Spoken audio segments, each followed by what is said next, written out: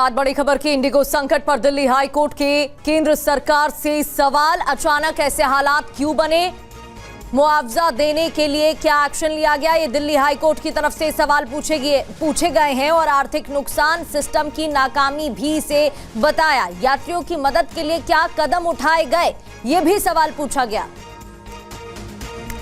जितेंद्र भाटी हमारे संवाददाता हमें ज्वाइन कर चुके हैं। जितेंद्र, दिल्ली हाई कोर्ट के केंद्र सरकार से कई सवाल, इस दौरान क्या कुछ बातचीत हुई?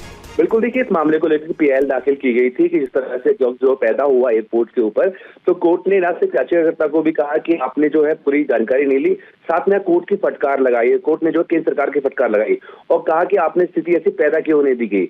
इस क्लॉज की वजह से ना सिर्फ लोगों को परेशान होना पड़ा बल्कि उन्हें आर्थिक नुकसान भी हुआ और उसका फायदा उठाया अन्य एयरलाइंस ने, जिन्होंने 5,000 जो टिकट थी वो सीधा जो है 30,000, 35,000, 40,000 तक जो है वो कर दी थी।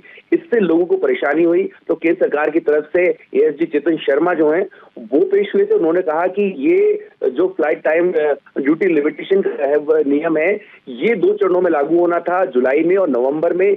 को लेकर के सभी एयरलाइंस को बता दिया गया था, लेकिन इसके बावजूद जो है इंडिगो ने इसका क्रियान्वयन नहीं किया और ये बेहद जरूरी था, यात्रियों की सुरक्षा के लिए ही था।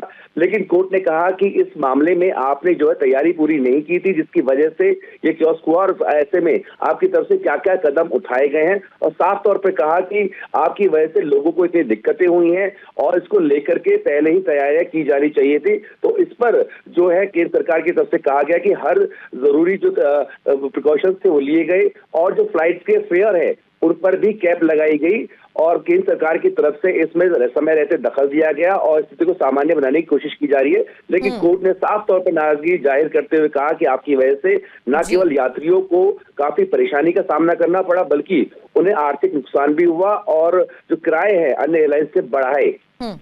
बिल्कुल, उसका फायदा अन्य एयरलाइंस ने उठाया। बहुत बहुत शुक्रिया आपका जानकारी के लिए।